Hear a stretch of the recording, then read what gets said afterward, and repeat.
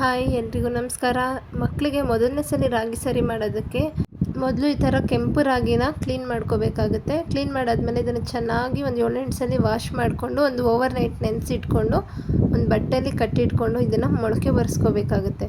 ಈ ಮೊಳಕೆ ಬಂದಿರುತ್ತಲ್ಲ ಆ ರಾಗಿನ ನೀವು 2-3 ದಿನ ಬಿಸಿಲಲ್ಲಿ ಚೆನ್ನಾಗಿ ಒಣಗಿಸ್ಕೊಂಡು ಇದನ್ನು ನೀವು ಒಂದು ಮಿಕ್ಸಿ ಜಾರ್ಗೆ ಹಾಕ್ಕೊಂಡು ಚೆನ್ನಾಗಿ ಗ್ರೈಂಡ್ ಮಾಡ್ಕೋಬೇಕಾಗತ್ತೆ. ಗ್ರೈಂಡ್ ಮಾಡ್ಕೋಬೇಕಾದ್ರೆ ಇದಕ್ಕೆ ಒಂದು ಸ್ವಲ್ಪ ಜೀರಿಗೆ ಕೂಡ ಸೇರಿಸ್ಕೋಬೇಕಾಗತ್ತೆ. ಇದೆಲ್ಲ ಚೆನ್ನಾಗಿ ರುಬ್ಕೊಂಡಾದ್ಮೇಲೆ ಇದನ್ನು ಒಂದು ತೆಳ್ಳಗಿರೋ ಬಟ್ಟೆ ತೊಗೊಂಡು ಒಂದು ಬೌಲಿಗೆ ಕಟ್ಕೊಂಡು ಇದನ್ನು ಈ ಥರ ಜರಡಿ ಇಟ್ಕೋಬೇಕಾಗುತ್ತೆ. ಆವಾಗ ಹಿಟ್ಟು ಸಪ್ರೇಟು ಮತ್ತು ಆ ಹೊಟ್ಟು ಸಪ್ರೇಟ್ ಆಗುತ್ತೆ.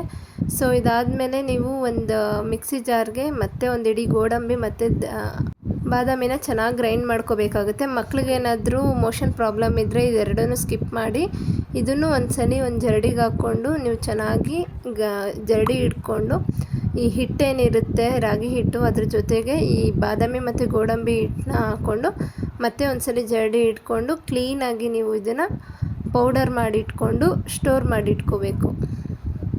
ಇದನ್ನು ನೀವು 6 ತಿಂಗಳಿಂದ ಸ್ಟಾರ್ಟ್ ಮಾಡ್ಬೋದು ಮಕ್ಕಳಿಗೆ. ಇದನ್ನು ಫಸ್ಟ್ ಸಲಿನೇ ನೀವು ಗಟ್ಟಿಯಾಗಿ ತಿನ್ನಿಸೋ ಅವಶ್ಯಕತೆ ಇಲ್ಲ. ಮೊದಲು ಅವ್ರಿಗೆ ಟೇಸ್ಟ್ ಮಾಡಿಸೋದಕ್ಕೆ ಸ್ವಲ್ಪ ತೆಳ್ಳಗೆ ಮಾಡಿಸ್ಕೊಂಡು ಅವ್ರಿಗೆ ಟೇಸ್ಟ್ ಇಷ್ಟ ಆಗೋ ಥರ ಮಾಡಿಕೊಟ್ರೆ ಮಕ್ಕಳು ಚೆನ್ನಾಗಿ ತಿಂತಾರೆ.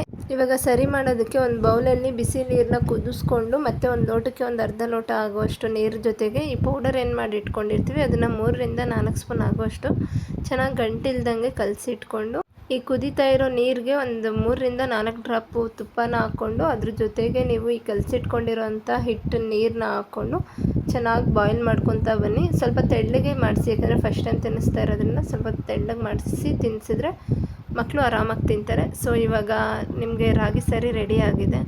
ಓಕೆ, ಬಾಯ್ ಬಾಯ್.